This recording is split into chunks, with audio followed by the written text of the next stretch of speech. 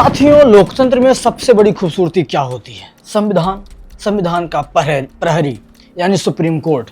और जब भी कोई नियम, कोई नीति समाज को जोड़ने की जगह तोड़ने का संकेत देने लगे तो वही सुप्रीम कोर्ट की भूमिका शुरू होती है। सुप्रीम कोर्ट की यूजीसी पर एंट्री जो हुई वो अचानक नहीं, मजबूरी थी। पिछले कुछ दिनों में यूजीसी के नए एंटी डिस्क्रिमिनेशन रूल्स को लेकर के देश के अलग अलग हिस्सों से एक ही आवाज उठने लगी थी कि नियम भेदभाव रोकने के नाम पर नया भेदभाव पैदा कर रहे हैं। छात्र, शिक्षक, अभिभावक, पूर्व नौकरशाह, यहाँ तक कि सरकार के समर्थक वर्ग से भी सवाल उठने लगे। और जब सवाल सड़क से संविधान की दहलीज तक पहुँचता है तो सुप्रीम कोर्ट सुनता है। सीजेआई सूर्यकांत और जस्टिस जयमाल्या बागची ने बहुत साफ शब्दों में कहा कि यूजीसी के नियम अभी अस्पष्ट हैं और इनके दुरुपयोग की संभावना बहुत ज्यादा है। कोर्ट ने भी ये भी जोड़ा कि अगर हम अभी हस्तक्षेप नहीं करते तो यह समाज के भीतर विभाजन को और गहरा कर सकता है। ये कोई छोटी टिप्पणी नहीं थी, यह संवैधानिक चेतावनी थी। कोर्ट की सबसे ज्यादा किस बात ने परेशान किया? जो 3 बातें थी वो साफ तौर पर कोर्ट के सामने आई। नंबर 1, नियमों की भाषा बहुत ब्रॉड और वैज्यू थी। इम्प्लिसिट डिस्क्रिमिनेशन, इनडायरेक्ट हार्म और स्ट्रक्चरल बियास, ये शब्द अकादमिक किताबों में बहुत ठीक लगते हैं, लेकिन जमीनी कार्रवाई में वो मनमानी का हथियार बन सकते हैं। और दूसरा बात ये रहा कि शिकायत का संतुलन नहीं है। कोर्ट ने पूछा कि अगर शिकायत झूठे निकले तो आरोपी को क्या संरक्षण मिलेगा? इस सवाल का यूजीसी के पास कोई ठोस जवाब ही नहीं था। और नंबर तीसरी बात यह थी कि सजा पहले और प्रक्रिया बाद में। कोर्ट को यह बात खटक गई कि पहले कार्रवाई और फिर बाद में जांच, ये नेचुरल जस्टिस के सिद्धांत के खिलाफ है। तो इसलिए कोर्ट ने कहा स्टॉप। सुप्रीम कोर्ट ने साफ निर्देश दिया, इन नियमों को फिलहाल लागू नहीं किया जाएगा। और यूजीसी को कहा गया कि 17, 18, 19 में मतलब मार्च में अगली सुनवाई तक नियमों को स्पष्ट करे, दुरुपयोग से बचाव के उपाय बताए और संतुलन का फ्रेमवर्क लाए। यहाँ एक बहुत गहरा सवाल उठता है साथियों, अगर सुप्रीम कोर्ट को खुद कहना पड़ रहा है कि ये नियम समाज को बांट सकते हैं तो फिर सवाल ये है कि ऐसे नियम बने ही क्यों? बिना सामाजिक विमर्श के क्यों लागू किए गए? कोर्ट की टिप्पणी सिर्फ यूजीसी पर नहीं थी, यह एक बड़ा संदेश था कि नीतियां बनाते समय केवल इंटेंट ही नहीं, इम्पैक्ट भी देखना होगा। सुप्रीम कोर्ट ने अप्रत्यक्ष रूप से याद दिलाया कि शिक्षा का मतलब सामाजिक एकता होता है, शिक्षा का मतलब तार्किक सोच होता है, शिक्षा का मतलब संवाद होता है। अगर कॉलेज ही जाति खांचों में बंटने लगे तो फिर देश की रीढ़ टूटती है। कोर्ट ने एक लाइन पर सबसे ज्यादा जोर दिया कि we are moving toward a caste free society are reinstitutionalising cast. यानी क्या हम जाति मुक्त समाज की ओर बढ़ रहे हैं या जाति को नए तरीके से संस्थागत बना रहे हैं? कोर्ट की भूमिका की सराहना क्यों जरूरी है? क्योंकि कोर्ट ने दबाव में नहीं, भीड़ देख करके भी नहीं, बल्कि संवैधानिक संतुलन देख करके फैसला किया है। तो ये लोकतंत्र के लिए एक हेल्थी साइन है, लेकिन साथ में एक चेतावनी भी दी है कोर्ट ने कि बार बार अगर ऐसे नियम आए, बार बार ऐसे नियम लाना और फिर रोक लगाना, ये संस्थागत विश्वसनीयता को नुकसान पहुंचाता है। यानी पहले सोचिए, फिर बनाइए, फिर लागू कीजिए। यूजीसी रूल्स पर जो स्टे लगे हैं साथियों, वे भेदभाव के खिलाफ नहीं है, न्याय के खिलाफ नहीं है, ये जल्दबाजी के खिलाफ है, यह असंतुलित शक्ति के खिलाफ है। और सबसे अहम बात यह है कि यह भारत को टूटने से बचाने की कोशिश है।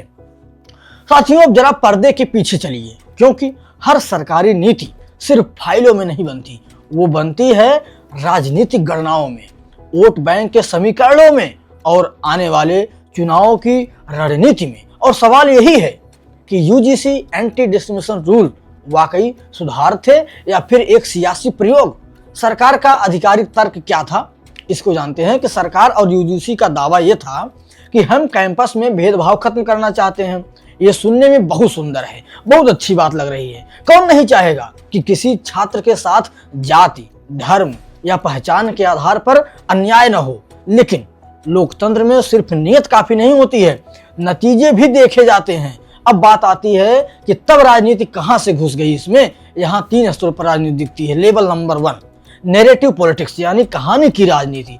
पिछले कुछ वर्षों से एक खास नैरेटिव लगातार बनाया जा रहा है कि भारत एक उत्पीड़क समाज है जहां हर संस्था किसी न किसी वर्ग को दबाती है।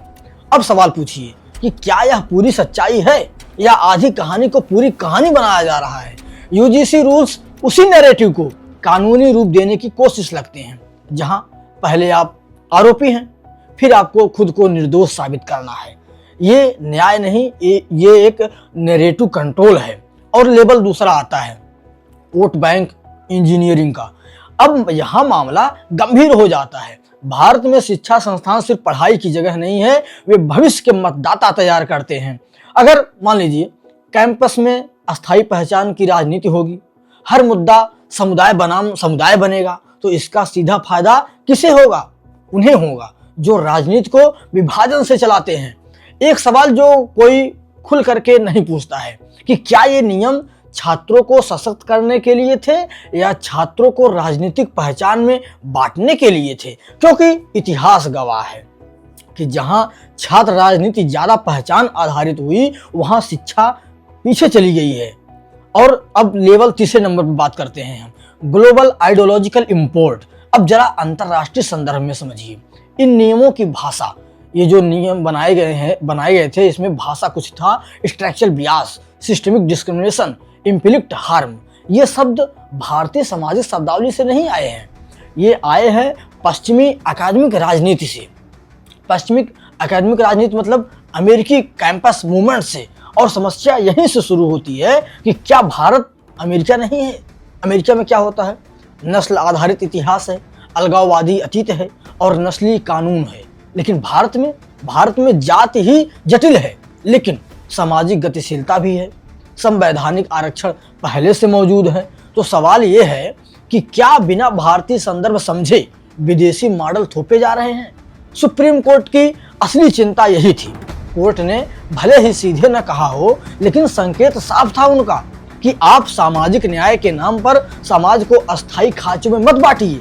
राजनीति की सबसे खतरनाक चाल क्या है जानते हैं आप? जब सरकार कहती है कि जो सवाल पूछे वो भेदभाव का समर्थक है। यह लोकतंत्र के लिए सबसे खतरनाक मोड़ होता है, क्योंकि सवाल पूछना देशद्रोह बनता है, असहमति अपराध बनती है और डर नीति का हिस्सा बन जाता है। सबसे ज्यादा नुकसान किससे होगा? साधारण छात्र को। क्यों? क्योंकि जो पढ़ना चाहता है उसी को नुकसान होगा, जो नौकरी चाहता है और जो राजनीति नहीं भविष्य चाहता है। लेकिन अगर हर क्लासरूम में डर होगा, शक होगा, शिकायत का हथियार होगा, तो शिक्षा नहीं सर्विलांस सिस्टम बचेगा। एक कड़वा सच, राजनीति को न शिक्षित समाज चाहिए। ये कड़वा सच है। राजनीति में न शिक्षित समाज चाहिए, न तर्कशील युवा। राजनीति को चाहिए क्या? भावनात्मक, पहचान आधारित और नियंत्रित भीड़। और शिक्षा अगर इस खेल का मैदान बन गई तो नुकसान किसको होगा? पूरे देश को होगा। तो क्या सरकार पूरी तरह गलत है? नहीं, भेदभाव तो होता है, इससे इनकार नहीं है। लेकिन सवाल यह है कि क्या समाधान संतुलित है? क्या प्रक्रिया न्यायपूर्ण है? और सुप्रीम कोर्ट ने इसी संतुलन की कमी पर ब्रेक लगाया। यूजीसी रूल्स सिर्फ नियम नहीं थे, ये एक राजनीतिक प्रयोग थे, एक वैचारिक टेस्ट थे और एक सामाजिक जोखिम भी। सुप्रीम कोर्ट ने समय रहते इस प्रयोग पर पुश का बटन दबा दिया, रोक दिया, स्टॉप कर दिया।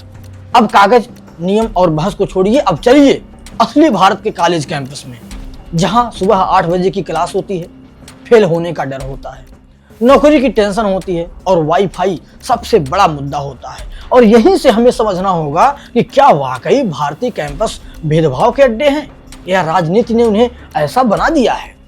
ग्राउंड रियलिटी को हम चेक करते हैं। एक आम कॉलेज का दिन, सुबह कॉलेज खुलता है, छात्र लाइन में खड़े हैं, कोई बस का इंतजार कर रहा है, कोई चाय की दुकान पर उधार मांग रहा है कि चाय पिला दो या कुछ पैसे दे दो, हम बस से चले जाएं। यहाँ कोई नहीं पूछता है कि तुम किस जाति के हो, तुम किस धर्म से हो। पूछा जाता है क्या? जब छात्र आपस में वहाँ रोड पर खड़े रहेंगे तो पूछेंगे अटेंडेंस लगेगी आज टेस्ट है क्या? यही ग्राउंड रियलिटी है साथियों। क्लासरूम के अंदर क्या होता है? एक प्रोफेसर बोर्ड पर लिख रहा है, वो ये नहीं पूछता कि तुम ब्राह्मण हो, तुम दलित हो, तुम ठाकुर हो, तुम अल्पसंख्यक हो। वो पूछता है कि आंसर कौन देगा। और सच कड़वा है, जो पढ़ता है वही बोलता है। ये भेदभाव नहीं है, ये मेरिट और मेहनत है। लेकिन भेदभाव होता है, लेकिन कहाँ होता है जानते हैं आप? कभी एडमिशन में होता है, कभी हॉस्टल में होता है, कभी भाषा के नाम पर होता है, कभी क्षेत्र के नाम पर होता है। लेकिन सवाल ये है कि ये क्या ये संस्थागत साजिश है या कुछ व्यक्तियों की मानसिकता?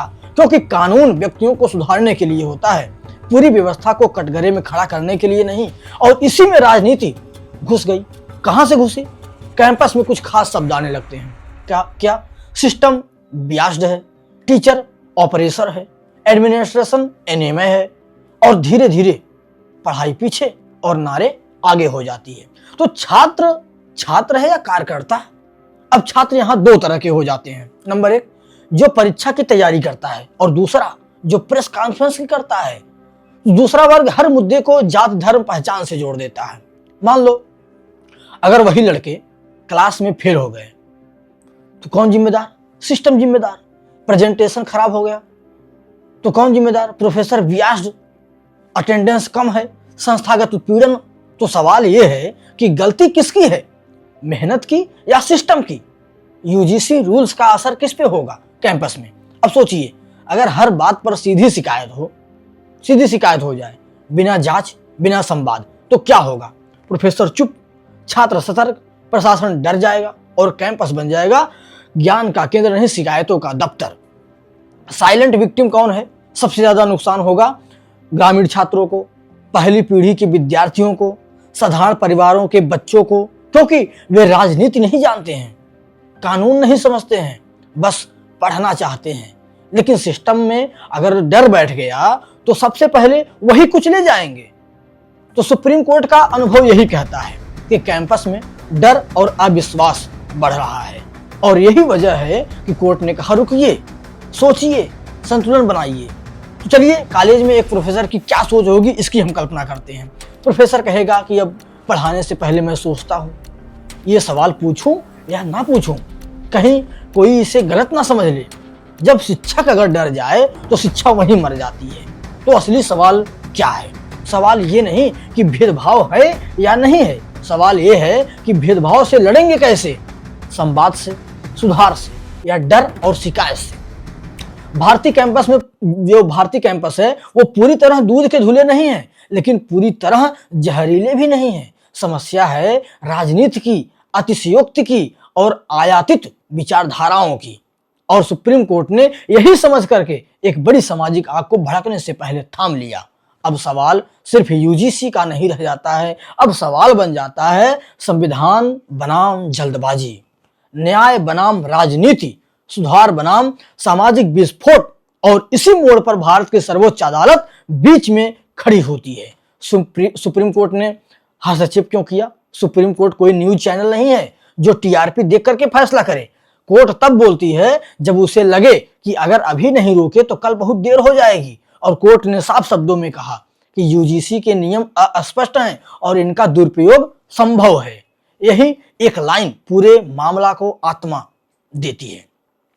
अस्पष्ट कानून सबसे खतरनाक होते हैं। सुप्रीम कोर्ट का पुराना सिद्धांत है कि clear law protect citizens, vague law empower misuse, यानी साफ कानून सुरक्षा, अस्पष्ट कानून भय। और यूजीसी के नियमों में भावनात्मक आघात क्या है? अप्रत्यक्ष भेदभाव की सीमा क्या है? इरादा कैसे तय हो गया? इनका जवाब ही नहीं था। अच्छा, अब हम समझते हैं कि संविधान क्या कहता है। अब संविधान की बात करते हैं। आर्टिकल 14, अनुच्छेद 14, यह समानता का अधिकार सभी के लिए बराबरी का अधिकार देता है। लेकिन बराबरी का मतलब यह नहीं कि किसी एक वर्ग को बिना जांच के आरोपी बना दिया जाए। और अनुच्छेद 19, आर्टिकल 19, अभिव्यक्ति की स्वतंत्रता का अधिकार देता है। अगर शिक्षक डर कर बोले, छात्र डर करके सवाल पूछे, तो यह अधिकार कागज पर रह जाता है, सिर्फ कागजों में लिखा दिखेगा, इसका कोई मतलब नहीं रहेगा। और अनुच्छेद 21 कहता है कि सम्मान के साथ जीवन। यह अधिकार सिर्फ शिकायतकर्ता का नहीं है, आरोपी का भी है। और यही संतुलन बिगड़ रहा था। कोर्ट की सबसे बड़ी चिंता यह थी कि सुप्रीम कोर्ट ने एक बेहद गंभीर सवाल पूछा कि क्या हम जाति विहीन समाज की ओर बढ़ रहे हैं या जाति को और संस्थागत बना रहे हैं? यह सवाल सिर्फ यूजीसी से नहीं, सरकार से, समाज से और हम सब से है। कोर्ट ने यह नहीं कहा कि भेदभाव नहीं होता है, शिकायत मत करो, ऐसा कोर्ट ने कहा नहीं। लेकिन कोर्ट ने यह जरूर कहा कि शिकायत का हथियार तलवार नहीं बनना चाहिए। मान लीजिए अगर पहले सजा मिलती है, बाद में जांच होता है, तो फिर न्यायालय की जरूरत ही क्या है। ऐसा सिस्टम निर्दोषों को डराता है, दोषी को चालाक बनाता है। अब कुछ नेताओं की चालाकी भी यहां देखी जाए। जब ये लागू हुआ तो कोई कुछ बोल ही नहीं रहा था, कोई कह रहा था कि बहुत अच्छा है, बहुत अच्छा है। लेकिन जब कोर्ट ने रोक लगाई तो कुछ नेता बोले कि स्वागत है, कुछ बोले दलित विरोधी है, कुछ चुप रहे क्योंकि वोट फंस रहे थे। और यह वही राजनीति है जो हर मुद्दे को वोट बैंक नैरेटिव ट्रेंड में बदल देती है। जजों की भूमिका यहाँ बहुत अच्छी है, समझिए कैसे। सीजेआई सूर्यकांत और जस्टिस जय माल्या बागची, इन्होंने कोई क्रांति नहीं की। इन्होंने सिर्फ कहा कि पहले सोचो फिर लागू करो, और लोकतंत्र में यही सबसे बड़ा संतुलन होता है। तो सबसे बड़ी बात यह है कि कोर्ट ने रोक क्यों लगाई, रद्द क्यों नहीं कर दिया। ये बहुत अहम मुद्दा है। कोर्ट ने कहा कि नियम गलत नहीं हो सकते हैं लेकिन अधूरे जरूर हैं, इसलिए इस पर रोक लगेगा, यह रद्द नहीं होगा। यह सरकार के लिए एक मौका है, बेहतर कानून लाओ।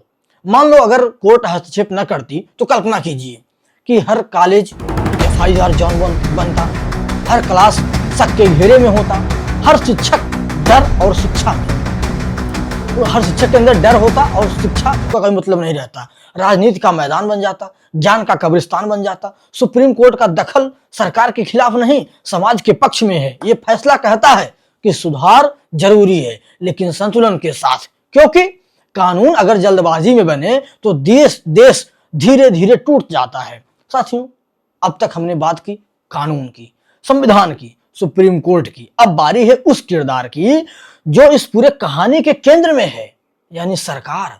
और सवाल सीधा है कि क्या यह सब सच में सुधार था सरकार से, या फिर सत्ता की एक और जल्दबाजी थी। यूजीसी आखिर किसके अधीन है? यूजीसी कोई स्वतंत्र सत्ता नहीं है। यूजीसी शिक्षा मंत्रालय के अधीन है और शिक्षा मंत्रालय सरकार के अधीन है। तो यह मान लेना भोलापन होगा कि यूजीसी ने अपने मन से सब कर दिया। नियम बना तो किसी फाइल पर, मंत्रालय की सहमति उसमें हुई, सरकारी अनुमति मिली, राजनीतिक मौन सब था उसमें। शिक्षा मंत्री की चुप्पी क्यों रही जब देश भर में छात्र सड़कों पर थे, शिक्षक डरे हुए थे, समाज में आक्रोश था, तब शिक्षा मंत्री का बयान आया कि हम भेदभाव के खिलाफ हैं। लेकिन सवाल ये नहीं था, सवाल था कि ये नियम किसने पास किया, ये भाषा किसने लिखी। इसका जवाब नहीं आया अभी तक। और यही राजनीति का दोहरा चेहरा भी देखने को मिला। सरकार की स्थिति बड़ी अजीब थी। समर्थन किया तो जनरल कास्ट नाराज, और अगर विरोध किया तो दलित वोट बैंक नाराज हो जाएगा। तो सबसे आसान रास्ता चुना गया कि चुप रहो, कोर्ट को करने दो। इसे कहते हैं स्ट्रेटेजिक साइलेंस। क्या सरकार को इसका असर पता नहीं था? सरकार को अंदाजा नहीं था राजनीति की सबसे बड़ी मासूम कहानी होगी? सरकार जानती थी कॉलेज संवेदनशील जगह है, जाति सबसे विस्फोटक मुद्दा है, सोशल मीडिया आग की तरफ फैलाता है, फिर भी नियम लाए गए। क्यों? आखिर क्यों लाए गए? 3 संभावित कारण थे इसकी। प्रेशर पॉलिटिक्स होगा। Number 1, pressure politics. कुछ संगठन, कुछ यूनियन, कुछ अंतर्राष्ट्रीय रिपोर्ट्स सरकार पर लगातार दबाव बना रही थी। India needs stronger anti discrimination law. और नंबर 2, इमेज मैनेजमेंट, यानी सरकार दुनिया को दिखाना चाहती थी कि हम इनक्लूसिव हैं। कुछ अफसरों ने मान लिया कि सब कंट्रोल में रहेगा, लेकिन भारत में जाति, शिक्षा, युवा, अगर ये तीनों मिल जाएं तो कंट्रोल नहीं विस्फोट होता है। सरकार की सबसे बड़ी गलती, सरकार ने ये नहीं समझा कि शिक्षा सुधार अध्यादेश से नहीं संवाद से होते हैं। छात्रों से बात नहीं किया गया, शिक्षकों से सलाह नहीं लिया गया, समाज से संवाद नहीं किया गया, बस नोटिफिकेशन दे दिया गया, तारीख दे दिया गया, लागू कर दिया गया। जब आग भड़की तब सरकार हिली। जैसे ही विरोध तेज हुआ, बयान वायरल हुए, सुप्रीम कोर्ट पहुंचा मामला, तभी सरकार ने राहत की सांस ली कि चलो कोर्ट ने रोक लगा दी, अब जिम्मेदारी कोर्ट पर है। लेकिन सवाल अब भी खड़ा है कि सरकार से सवाल, क्या अगली बार भी ऐसे ही होगा? क्या फिर पहले कानून, उसके बाद फिर माफी करवाया जाएगा? क्या समाज हर बार कोर्ट की शरण लेगा? सरकार न पूरी तरह दोषी है और न पूरी तरह निर्दोष है, लेकिन एक बात साफ है कि सत्ता अगर संवेदनशील न हो तो कानून हथियार बन जाता है, और शिक्षा के क्षेत्र में ऐसा हथियार पूरी पीढ़ी को घायल कर सकता है। साथियों, आज हमने किसी एक नियम की कहानी नहीं सुनी, आज हमने भारत के भविष्य की एक झलक देखी है। यह बहस सिर्फ यूजीसी की नहीं थी, यह बहस सिर्फ SC ST OBC या जनरल की नहीं थी। यह सवाल था कि क्या शिक्षा जोड़ने का माध्यम बनेगी या बांटने का औजार। हमने देखा कि कैसे एक नियम जो बराबरी के नाम पर लाया गया वही समाज को बांटने लगा।